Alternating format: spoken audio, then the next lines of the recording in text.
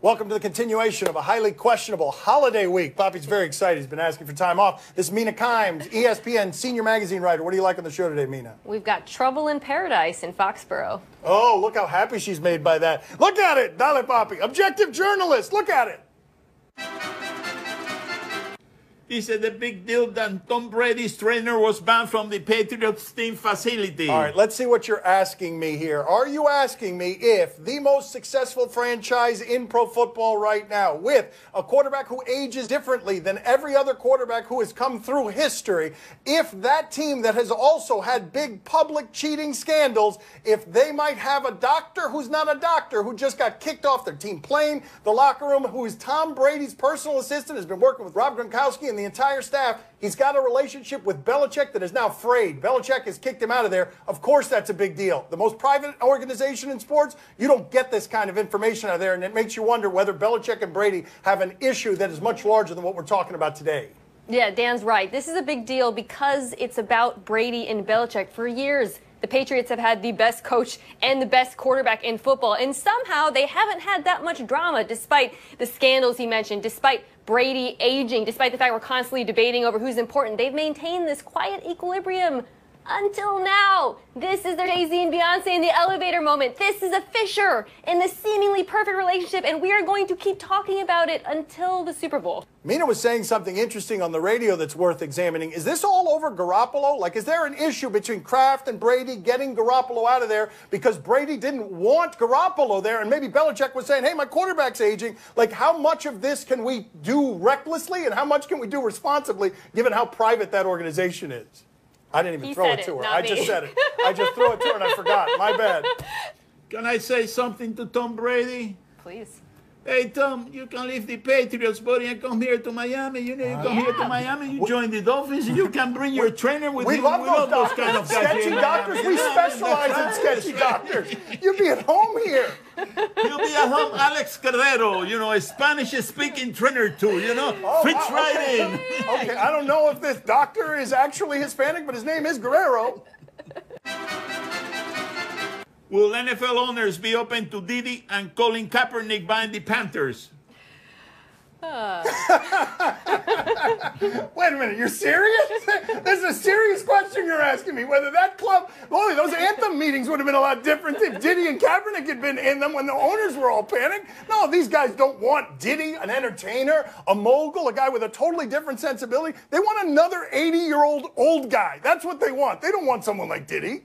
So you don't think the league that wouldn't let Colin Kaepernick sniff a backup job that's now starting TJ Yates at quarterback wouldn't want him as an owner?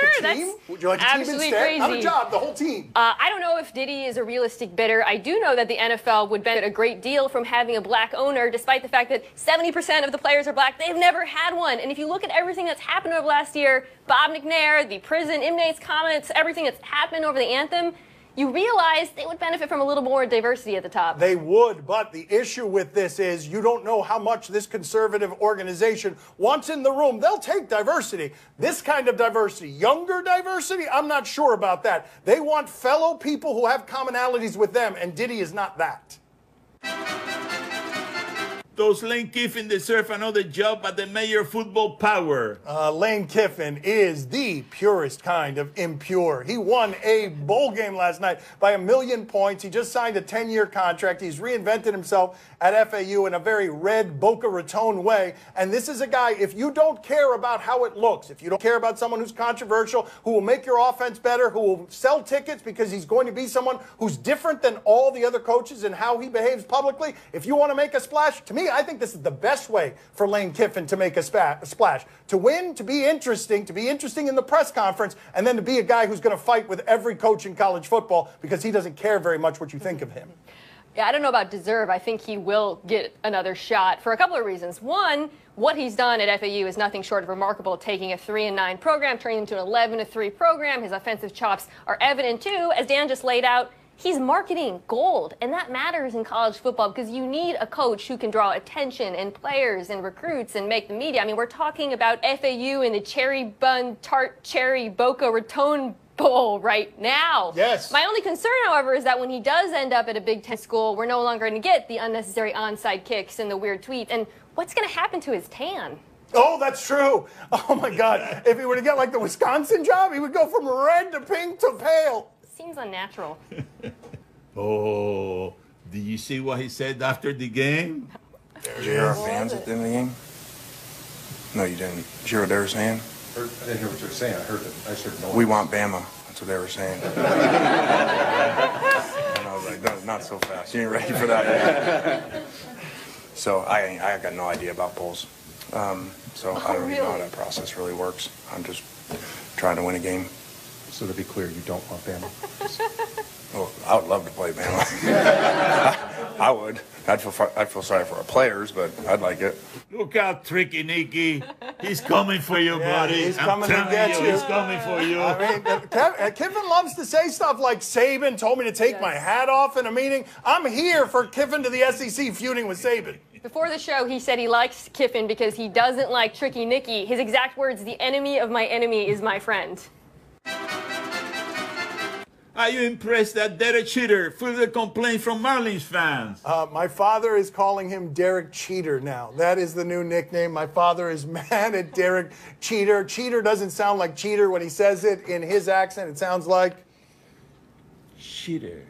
cheater is what he's saying. So he met with fans, what few fans that the Marlins still have, and he answered questions, and he was very charming, but he didn't give any specifics. And no, you should not be impressed that he fielded complaints. He's got to do something about his public relations because Derek Jeter somehow managed a tabloid city, single, never once getting into any kind of controversy with anybody, and he has come down here and he has fallen straight into a fire where you are looking at Derek Jeter's integrity, his dignity, his style, his character, his personality come under the flames, and he's not used to it. He's got to get good at this because he's going to be doing it for a long time down here.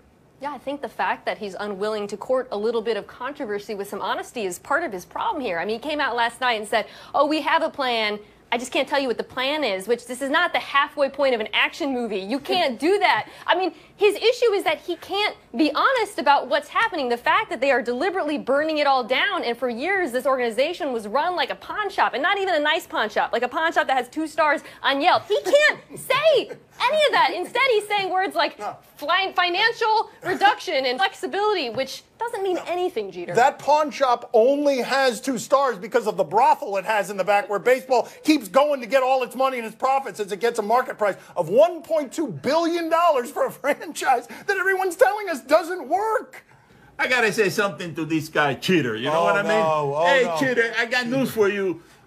You know, you're a persona non grata in South Florida. You know, we don't want you here in Miami. We'd rather see you in the Big Apple there. You know, you came here like a carpetbagger. You know, you came in, you bought a team, you had no business buying the team because you had no money on it. You bought it because you are the face of Major League Baseball and they gave you a break. You came down here, you stripped the team down, you know, with a big smile in your face.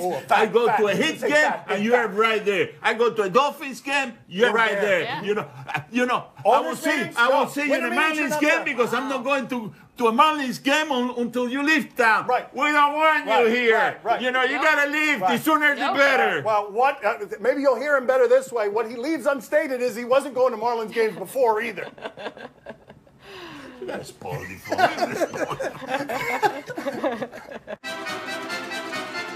Have we all been too optimistic about Joel Embiid and the 76ers? Well, 76ers is what they're called. And about 3 weeks ago, I said that Joel Embiid is going to be a top 5 basketball player of all time. And so viewed through that prism, them being 14-16 and losing at home last night to the Sacramento Kings makes me look kind of foolish on television. But I got plenty of time for this to work out. And I can point out to you, they're 13-10 when he plays. They're 1-6 when he doesn't play. They're kind of good when he's there, and they stink and don't have anyone who can make a jump shot when he's not. So I refrain from judgment until I've had a few more games to see if Joel Embiid will indeed be one of the top 5 basketball players of all time. So the Sixers, I think, have been a little bit too optimistic about Joel Embiid. A few days ago, we watched them play the Thunder. Embiid played 49 minutes. They went into triple overtime. He was trash-talking Russell Westbrook. It was awesome. It was one of the few moments of joy I've experienced in 2017. But it was a bad idea. His body is not ready for that, and Joel Embiid's body must be protected at all costs. The Sixers need to think about him in the long term, not focus on winning in the short term right now. Can we all, though, sort of marinate as this year comes to an end that Mina just said that one of the highlights of her 2017 was a regular season game between the under 500 Sixers and the Thunder that are totally broken? Also learning this news earlier about Brady and Belichick. No, she was so happy with that. This has been a big, fun week. Happy New Year, Mina. Play the game that thinks something might be living in his belly button. Do you question? You give us topics and events, we question them. It's a grasshopper. No something. It's a grasshopper. Do you question if Delhi should have known better? Dellavedova plays for the Milwaukee Bucks. They beat Cleveland last night by 3. Cleveland had a unanswered 19-point run and still lost the game. LeBron was on the bench when they had the 19-point run. Let's see what Delhi did. Is he getting in the way of a dunk? Nope. Oh, yeah, Delhi, you should. Delhi. Oh, we know where that's going. Delhi. He's done that to you so many times in practice, Delhi. Delhi, it's why we all laughed at the idea of you being a finals hero. It's because we knew he was doing that to you in practice. Wow. That would look like that if Mina or I were trying to do that against LeBron James. Or any player in the NBA, to give Delhi a little bit of credit. Yes, that's right. She's right, actually. Anybody would have blocked that. We also would have blocked that shot the way LeBron did. So speaking on the little guys, I hate that guy. You hate Delhi? No, I hate LeBron, the one that got the ball going. And speaking on Delhi, what the hell is that? You know? Delhi's okay now because he plays in Milwaukee. When he played in Cleveland, he hated Delhi. But now Delhi's beating LeBron, so he's okay with Delhi. I have so much trouble keeping track of all the people you hate, by the way. It's a very short list. What's the list, Poppy? What's the list of people you hate? LeBron. LeBron. Okay, and there it is. A lot of lists. It is. Do you question if this thief went too far? Oh, we love thieves around here. We usually have great videos of thieves embarrassing themselves by trying to steal things poorly. But Charlie Villanueva, former NBAer, put on Twitter that his house had been burglarized. So he says, damn, my home in Dallas was just burglarized. Called the cops and still waiting on Dallas PD to make a report. FYI, it's been 2 hours since I called. Hashtag bleep is crazy. I love saying that way on Disney. And then look at what he had stolen. Right here. They stole my toilet. The whole thing? The whole thing. And that's problematic. And I'm telling you, like, if I had one thing in the house that I had to save, I'm going with the toilet. Like, if I can't get another one somewhere else, like, you can keep everything else. Do you think it was Derek Sheeter? It was Derek Sheeter. Derek Sheeter stole the toilet. Sheeter. Take it from me, Charlie. Time to switch to diapers. I love the first sentence so much better than the second one. Take it from me, Charlie was somehow funnier to me than a lifetime in diapers. Can't steal diapers. Well, you could steal diapers. Not from on somebody. It'd be complicated. It'd be hard. From an adult, and from that adult, it'd be hard to steal Charlie Villanueva's diapers while he was wearing them. Do you question if this makes hockey more interesting? So we go to Russia. Yeah! This point. We love to go to Russia. Let's see. How about hockey in a truck? Would you like some hockey in a truck? What do you think? Yes, come on in. Get in here. Welcoming, all right. very welcoming our Russian brethren. This looks Yeah. difficult. There's a dog. Is that a Love dog or dogs. is that a Russian wolf? I like the music. Yeah. Oh, wow. Oh, and they're Not a lot sliding it of room. around. Oh, wow. And now the truck is taking off. Okay. Okay, all right. The answer to the question is, does this make like hockey the dog. more interesting? And the answer is no. When does the fighting start?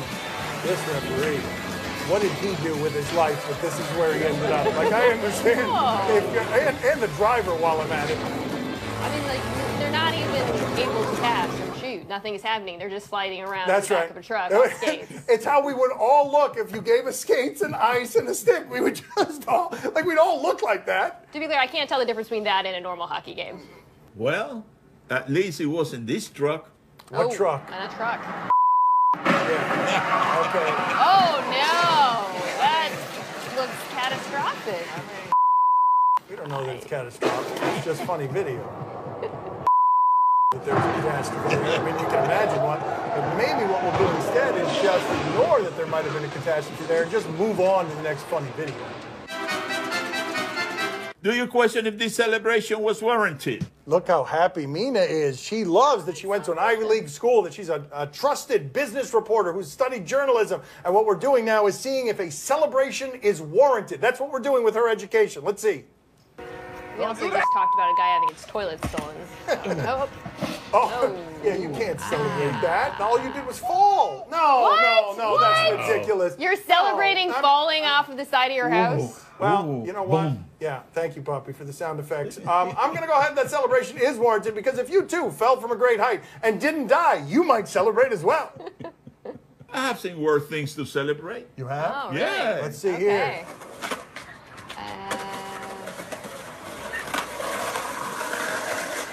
Yeah. No, I Yeah. know. Oh!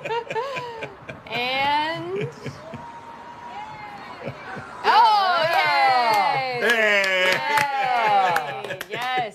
Yes.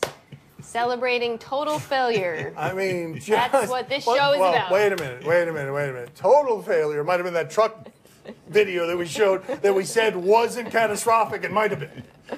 You know who wasn't too happy? Who? Time to play the game that has absolutely no idea where he is right now. See? Or no? You tell us what to watch on television tonight. We'll tell you if we're intrigued or not. On NBC Sports Boston, Heat and Celtics. Who wants to see a panicked Bogdanovich? A panicked Bogdanovich. All right, here's what we got. Indiana and Boston. Boston was trailing, and they scored 10 points in the last 30 seconds. And look at the end of this game. We got a panicked Bogdanovich situation. Alert! There is none. And they get it to Corey Joseph. Now Pacers are Bogdanovich. home up one. And yes, that is not what you can do. Oh, Bogdanovich. What a terrible feeling. Yeah, get the ball. I have no idea what I'm doing. I'm panicked. Oh, Wow. oh, That is that's going to be hard to sleep at night. Oh, right Literally, here. all you had to do was nothing. Yes, all you had to do is not that. Anything but that. Sit on the ball. Flatten the ball and just sit on it until they try and take it from you. Would have been better than that. Mina, are you intrigued? Yes. Did you know that Terry Rozier used to play football? It's like the Jimmy Graham thing, but in reverse. Oh, wow, that's weird. Mind blown. Poppy, are you intrigued? Oh, see, I'm very intrigued. But I think that Bogdanovich, he has some money on that game, buddy. Oh, Anybody that does that, I'm telling you, Whoa. anybody that does that. Wow. Whoa! That escalated quickly. Whoa! I believe this is a little late in the show, the whole Bogdanovich stealing, game-fixing story. Poppy, do you have something to say to Bogdanovich? Would you like to say something to Bogdanovich? Yeah, I have to apologize to this guy, Bogdanovich, because I don't really have any evidence that he had money on the game, but all you got to do is look at the video. No. That's all you got to do. The proof is right there. The proof is there. In a field somewhere, M1 Medieval MMA. I mean, yeah. Is that a beekeeper mask? No, I'm not. I think the hockey in a truck maybe looks safer than that. I think I want medieval MMA in a truck now. I think that's what I want. Poppy, are you intrigued? Oh, see, I'm very intrigued. Listen, the guy that was down, he made a big mistake. He never used that sword. You got to use the sword see, when that's you're in a what I'm talking situation about. like My that. father wants to That's ban it. right. That's your way out, buddy. That's the way out. You got. Yes, Look, yes. if I go to a field to watch MMA medieval style, I need to see the sword. I don't think that's unreasonable.